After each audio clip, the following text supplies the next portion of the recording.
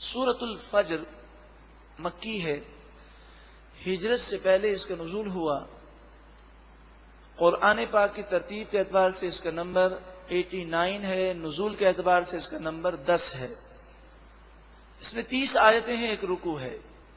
چونکہ فجر کی قسم کو ذکر کیا گیا، اسی مناسبت سے اسے سورۃ الفجر کہتے ہیں۔ بسم اللہ الرحمن الرحیم، اللہ کے نام سے شروع جو بہت زیادہ مہربان نہایت رحم کرنے والا۔ والفجر، فجر کی قسم۔ بعض مفسرین نے فرمایا یہ ہر صبح صادق مراد ہے، اور بعض نے فرمایا ذی الحجہ کی جو پہلی فجر ہے، ذی الحجہ کا جو پہلا دن ہے وہ مراد ہے۔ لیکن زیادہ مشہور قول یہ ہے کہ یوم النحر جو قربانی کا دن ہے اس کی فجر مراد ہے۔ وَلَيَالٍ عَشْرٍ، اور 10 راتوں کی قسم، اس سے مراد ذی الحجہ مہینے کی ابتدائی 10 راتیں ہیں۔ یہ شب قدر کے بعد سب سے افضل راتیں یہی 10 راتیں ہیں۔ ذی الحجہ کی ابتدائی 10 راتوں کو ہم عام طور پر غفلت میں گزار دیتے ہیں۔ اس کی عبادتیں بڑی ہی مقبول ہیں اور ان راتوں کے لمحات بڑی ہی قبولیت والے ہیں۔ وَالشَّفْعِ وَالْوَتْرِ، جفت کی قسم، طاق کی قسم۔ شفع کہتے ہیں جوڑے کو، 2 4 6 8، یعنی وہ عدد جو 2 سے تقسیم ہو سکے، ڈیوائیڈ ہو سکے۔ اور وتر کہتے ہیں وہ چیز جو 2 سے ڈیوائیڈ اور تقسیم نہ ہو سکے، جیسے 1 3 5 7۔ تو یہ تعداد جو ہے اس سے ہمارے بہت سارے کام ہوتے ہیں۔ اللہ رب العالمین نے جو چیزیں بنائیں وہ یا تو ہمارے پاس جفت ہوں گی یا وہ طاق ہوں گی۔ کسی کے پاس 3 مکانات ہیں تو کسی کے پاس 2 مکانات ہیں، کسی کے پاس 1 مکان ہے، اور کوئی ایسا بھی ہے جو ان تمام چیزوں سے محروم ہے۔ اللہ کی نعمتوں کو یاد دلایا گیا۔ واللیل اذا یسر، اور رات کی قسم جب وہ رات چلی جائے۔ تو پھر جو فجر کا ذکر ہے، فجر آتی ہے رات کے جانے کے بعد۔ هل فی ذالک قسم لذی حجر، کیا ان باتوں میں عقل مند کے لیے قسم نہیں؟ یقیناً ان باتوں کے ساتھ جو قسمیں یاد کی گئیں عقل مند کے لیے نصیحت ہے۔ الم تر کیف فعل ربک بعاد، کیا تم نے نہ دیکھا کہ تمہارے رب نے قوم عاد کے ساتھ کیا معاملہ فرمایا؟ قوم عاد جو حضرت ہود علیہ السلام کی قوم کے کافر تھے۔ ارما، اس قوم کو ارم بھی کہا گیا۔ ذات العماد، بڑے بڑے لمبے لمبے ستونوں کی طرح وہ لمبے تھے۔ التی لم یخلق مثلها فی البلاد، وہ اس قدر لمبے تھے کہ قرآن مجید فرقان حمید فرماتا ہے ان کے جیسے دنیا کے اندر پیدا نہیں کیے گئے۔ کھجور کے تنوں کی طرح وہ لمبے لمبے تھے۔ فی البلاد، شہروں میں ان کے جیسے پیدا نہ کیے گئے۔ وہ سمودا، وہ قوم سمود جو حضرت صالح علیہ السلام کی قوم کے کافر تھے، جو پہاڑوں میں بڑے بڑے محلات بناتے تھے۔ الذین جابوا الصخر بالواد، وہ جو وادیوں میں چٹانوں کو کاٹتے تھے اور اس سے محلات بناتے تھے۔ وفرعون ذی الاوتاد، اور وہ فرعون کہ جو اوتاد والا تھا، کیلوں والا تھا، کہ جب کسی پر ظلم کرتا تو اس کے ہاتھ پاؤں کاٹ کر درخت پر اسے لٹکا کر اس کے جسم میں کیلیں گاڑ دیا کرتا۔ الذین طغوا فی البلاد، یہ وہ لوگ ہیں جنہوں نے شہروں میں سرکشی کی اور ظلم کیا، گناہ کیے۔ فَأَكْثَرُوا فِيهَا الْفَسَادَ، بس دنیا کے اندر انہوں نے بہت زیادہ فساد کیا۔ فَصَبَّ عَلَيْهِمْ رَبُّكَ سَوْطَ عَذَابٍ، سوتن عربی میں کوڑے کو کہتے ہیں۔ پس اللہ تعالی نے، تمہارے رب نے ان پر زوردار عذاب کا کوڑا برسایا، ایک ہی جھٹکے میں وہ ہلاک ہو گئے۔ ان ربک لبالمرصاد، بے شک تمہارا رب سب کچھ دیکھ رہا ہے، کوئی اس سے غائب نہیں ہو سکتا۔ اب انسان کی نادانی کا ذکر ہے۔ فَأَمَّا الْإِنسَانُ إِذَا مَبْتَلَاهُ رَبُّهُ، پس بہرحال انسان کو جب اس کا رب آزمائش میں مبتلا فرماتا ہے، یعنی اسے نعمتیں دیتا ہے، فَأَكْرَمَهُ، پس اسے عزت دیتا ہے، وَنَعَمَهُ، اور اسے نعمتیں دیتا ہے، تو نعمت دے کر بھی اللہ تعالیٰ آزماتا ہے۔ فَيَقُولُ رَبِّي أَكْرَمَنِ، تو وہ کہتا ہے کہ میرے رب نے مجھے عزت دی۔ یہ کہتا ضرور ہے مگر پھر اللہ کی نافرمانی کرتا ہے۔ وَأَمَّا إِذَا مَبْتَلَاهُ، اور بہرحال جب اللہ تعالیٰ اسے آزمائے، اور آزمائش کی دوسری صورت، یعنی پہلے مال دے کر آزمایا، اب مال لے کر آزمائے، فَقَدَرَ عَلَيْهِ رِزْقَهُ، پس اللہ تعالیٰ اس کی روزی اس پر تنگ کر دے، قدر کا معنی تنگ کر دے۔ فَيَقُولُ رَبِّي أَهَانَنِ، پس وہ کہتا ہے میرے رب نے مجھے ذلیل و رسوا کر دیا۔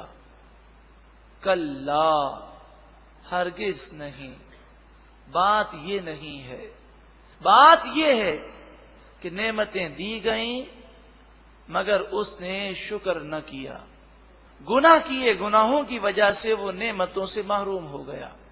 اب بھی وقت ہے کہ وہ صبر کرے، شکر کرے، توبہ کرے، تو اللہ تعالیٰ ان مصیبتوں کو دور فرمائے گا۔ بل نہیں، بلکہ لا تکرمون الیتیم، تم یتیم کی عزت نہیں کرتے۔ یہ بڑا پاورفل نکتہ ہے۔ اب دیکھیے گا، ہم لوگوں کی عزت کرتے ہیں ان کے مال کو دیکھ کر، ان کے منصب کو دیکھ کر، لیکن ایک کمزور شخص، غریب شخص، ایک یتیم شخص، ایک بے سہارا شخص آ جائے، چلے ہمارا رشتہ دار ہو، اگر ہمارے گھر آ جائے تو ہم کیا اس کی اتنی عزت کرتے ہیں جتنی مالدار رشتہ دار کی عزت کرتے ہیں؟ اگر ہم کسی غریب رشتہ دار کی دعوت کریں گے تو روکھا سوکھا اسے کھلا دیں گے، لیکن کسی مالدار کی دعوت کریں گے تو بڑا شایع نشان کھانا پکائیں گے۔ کاش ہمارے دل میں یہ سوچ پیدا ہو جائے کہ ہم لوگوں کے ساتھ جو بھی سلوک کرتے ہیں اللہ کی رضا کے لیے کرتے ہیں، تو امیر ہو، غریب ہو، چھوٹا ہو، بڑا ہو، یتیم ہو، مسکین ہو، بے سہارا ہو، ہم سب کو گلے لگائیں اور اس سے محبت سے پیش آئیں، کیونکہ ہمارا ہر عمل اللہ کی رضا کے لیے ہے۔ ایک بزرگ تھے، انہوں نے جمعے کی تقریر فرمائی، جمعے کے دن بیان فرمایا، تو بیان 1 گھنٹے کا فرماتے تھے۔ جب فارغ ہوئے تو ایک شخص آیا اور اس نے کہا، حضرت ہر جمعے کو آپ کی تقریر سنتا تھا، آج میں لیٹ ہو گیا تو جمعہ تو میں نے پڑھ لیا لیکن بیان نہیں سنا، تو آپ مجھے بتائیے آپ نے کیا بیان کیا تھا؟ آپ نے فرمایا تمہارے پاس ٹائم ہے؟ اس نے کہا ہاں بالکل۔ آپ اپنے گھر پہ لے گئے اور پورا 1 گھنٹے کا بیان اسے دوبارہ سنایا۔ تو مریدوں نے کہا، عقیدت مندوں نے کہا، حضرت ایک آدمی کے لیے 1 گھنٹے کا بیان دوبارہ ریپیٹ کیا، تو آپ نے فرمایا پہلے بھی ایک ہی کو سنانا مقصود تھا، اب بھی ایک ہی کو سنانا مقصود ہے۔ پہلے بھی اللہ کے لیے بیان کیا، اب بھی اللہ کے لیے کیا۔ تو ہم یہ نہ دیکھیں کہ آدمی کون ہے، اللہ کرے یہ محبتیں، الفتیں ہمارے اندر پیدا ہو جائیں تو انشاءاللہ اللہ تعالیٰ خوب نعمتوں کی بارشیں فرمائے گا۔ اور یہ وہی کر سکتا ہے جس کے دل میں غرور نہ ہو، اور یہ عاجزی اسی کے دل میں پیدا ہوگی جو غریبوں کے ساتھ اپنی زندگی گزارے۔ نبی اکرم صلی اللہ علیہ وآلہ وسلم سے بڑھ کر کون ہوگا؟ تمام مخلوق میں سب سے افضل ہے، لیکن صحابہ کرام علیہم رضوان سے فرماتے ہیں کہ تمہیں اگر مجھے ڈھونڈنا ہو تو غریبوں میں ڈھونڈو۔ آج ہم اگر کسی دعوت میں جاتے ہیں تو معذرت کے ساتھ ٹیبل وہ پکڑتے ہیں جہاں ہمارے جیسے یا ہم سے اعلیٰ لوگ بیٹھے ہوں۔ غریب رشتہ داروں کے پاس ہم بیٹھنا بھی نعوذ باللہ من ذالک اپنی شان کے خلاف سمجھتے ہیں۔ تو جب انسان اپنے سے دنیاوی اعتبار سے جو ادنا لوگ ہیں ان کے ساتھ اٹھنا بیٹھنا نہیں کرتا تو ناشکری پیدا ہوتی ہے۔ غریبوں سے تعلقات ہوں تو انسان کے دل میں عاجزی پیدا ہوتی ہے، وہ کبھی بھی ہوس اور لالچ کا شکار نہیں ہوگا، تو کبھی اسے ناشکری پیدا نہیں ہوگی۔ بل لا تکرمون الیتیم، بلکہ تم یتیموں کی عزت نہیں کرتے۔ اب یتیم پر ایک بات عرض کروں کہ یتیم کا دل، جس کے والد نہ ہو اس کا دل بڑا نازک ہوتا ہے، تو ہم چاہے عام رف گفتگو کریں، لیکن جب یتیم سامنے آئے تو سنبھل کر گفتگو کرنی چاہیے۔ اسی طرح غریب سامنے آئے تو سنبھل کر گفتگو کریں، کہیں ہماری بے توجہی کی وجہ سے اس کا دل ٹوٹ نہ جائے اور وہ یہ نہ سمجھے کہ میں یتیم ہوں، غریب ہوں، بے سہارا ہوں، اس لیے وہ مجھ سے ایسی گفتگو کر رہا ہے۔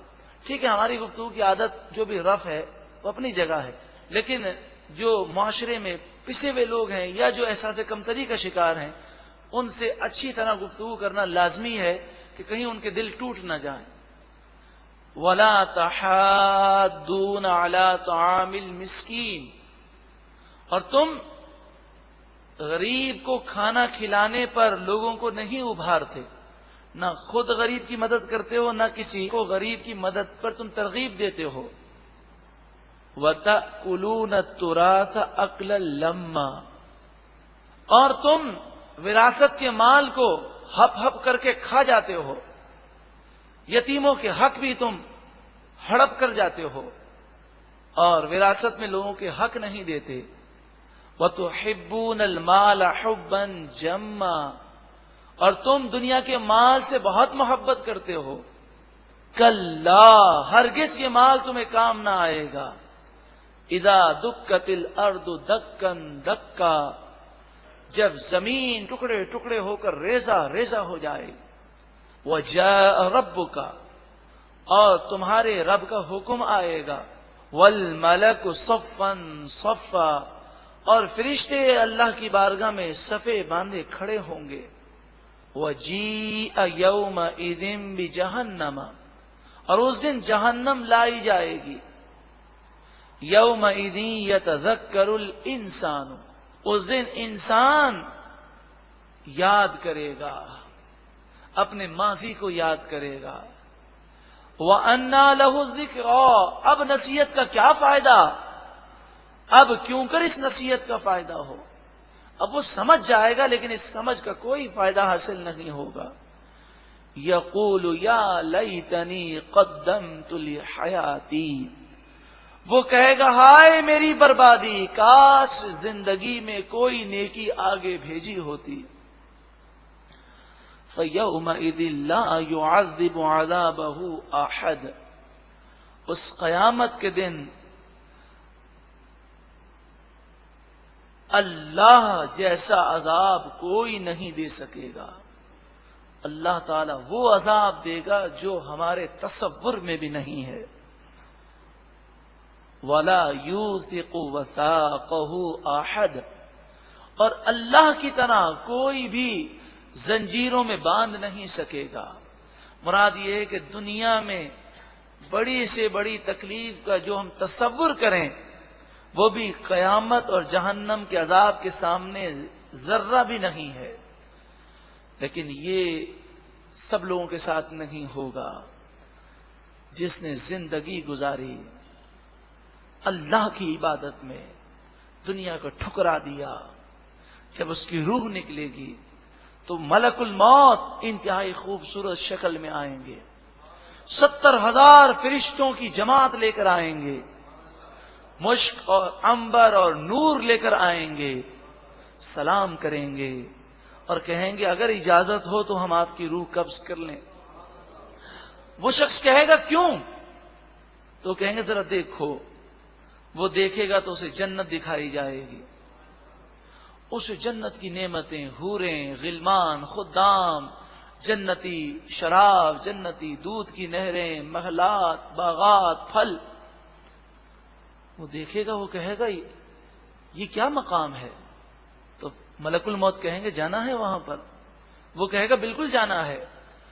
تو وہ کہیں گے بس اتنی تکلیف کرنی ہوگی کہ مجھے روح نکالنے دو۔ تو وہ جنتی کہے گا پھر دیر کس بات کی، جلدی کیجئے۔ تو وہ کہیں گے کہ مجھے معلوم تھا کہ تم یہی جواب دو گے۔ پھر وہ جنت کے نظارے کر رہا ہوگا، اور بعض خوش نصیب وہ ہوں گے جسے سرکار دو عالم صلی اللہ علیہ وسلم کا دیدار نصیب ہوگا۔ حضرت عائشہ صدیقہ رضی اللہ تعالی عنہا فرماتی ہیں، مصر کی عورتوں نے حضرت یوسف علیہ السلام کا جلوہ دیکھا تو جلوے میں گم ہو گئیں، ان کی انگلیاں کٹ گئیں، تکلیف کا احساس نہ ہوا۔ اگر مصر کی عورتیں میرے محبوب کریم صلی اللہ علیہ وسلم کا دیدار کر لیتی تو اپنے سروں کو کاٹ لیتے۔ جب محبوب کریم صلی اللہ علیہ وسلم کا دیدار نصیب ہوگا اور حضور اپنے چہرے انور سے پردوں کو ہٹا دیں گے کہ دنیا میں آپ نے اپنے چہروں پر، اپنے چہرے انور پر جو روشن و منور تھا، اس پر نور کے پردے آپ نے رکھے، وہ سارے پردے آپ ہٹا دیں گے اور اب چہرہ اپنی آب و تاب سے چمک رہا ہوگا تو روح نکلنے کی تکلیف کا احساس نہیں ہوگا۔ اب سوچیں، روح نکل رہی ہے اور فرشتے کہیں گے یا ایتھا النفس المطمئنہ، اے مطمئن روح، یا ایتھا النفس المطمئنہ، اے اللہ کے ذکر سے اطمینان پانے والی روح، اے نیکی کرنے والی روح، ارجعی الی ربک، چل اپنے رب کی بارگاہ میں، تیرا رب تجھے بلا رہا ہے، تیرے لیے نعمتیں تیار ہیں، راضیۃ مرضیہ، تو اپنے رب سے راضی ہے اور تیرا رب تجھ سے راضی ہے۔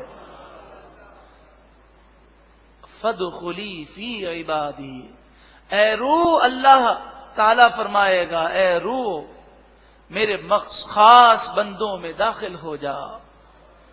اللہ کے نیک بندوں کی روحوں سے اس کی روح ملے گی۔ اللہ اکبر۔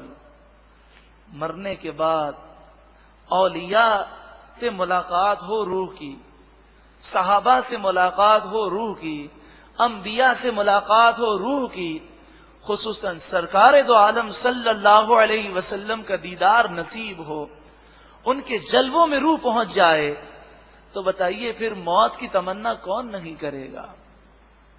حضرت بلال رضی اللہ تعالی عنہ بلا وجہ نہیں کہہ رہے تھے اپنی زوجہ سے، جب روح نکلنے لگی فرمایا رو مت، آج تو میں اپنے محبوب کی بارگاہ میں جا رہا ہوں۔ اے اللہ، ایسا جینا اور ایسا مرنا ہم سب کو نصیب فرما۔ فادخلی فی عبادی، اے پاکیزہ روح، اے زندگی اللہ اور اس کے رسول کی فرما برداری میں گزارنے والی روح، میرے نیک بندوں میں شامل ہو جا۔ وادخلی جنتی، جسم تو جنت میں پہنچے گا قیامت کے فیصلے کے بعد، اور اللہ کا کرم تو دیکھیں، روح مرتے ہی جنت میں پہنچ جاتی ہے۔ وادخلی جنتی، جنت میں تو داخل ہو جا۔ دونوں راستے ہمارے سامنے ہیں۔ آئیے ہم اپنی زندگی میں قرآنی انقلاب لائیں۔ الحمدللہ تقریباً 4 مہینے سے ہم وہ قرآن کا درس سن رہے ہیں کہ پتھر پر بھی اگر یہ قرآن نازل ہوتا، پہاڑ پر بھی نازل ہوتا تو ریزہ ریزہ ہو جاتا۔ وہ کفار مکہ جن کے دل پہاڑوں سے زیادہ سخت تھے، قرآن نے ان کے دل کو نرم کر دیا۔ کیا ہمارے دل سخت ہیں؟ کیا اب بھی ہم توبہ نہیں کریں گے؟ کیا اب بھی ہم ایک پاکیزہ زندگی گزارنے کے لیے تیار نہیں ہوں گے؟ اے اللہ، تو ہمیں سچی پکی توبہ نصیب فرما۔ نیت کریں کہ آج کے بعد ہماری کوئی نماز قضا نہیں ہوگی انشاءاللہ عز و جل۔ آج کے بعد ہم کوئی گناہ نہیں کریں گے، اور اگر شیطان بہکا دے گناہ ہو جائے فوراً رو رو کر توبہ کریں۔ اللہ تعالی ہم سب کو عمل کرنے کی توفیق عطا فرمائے۔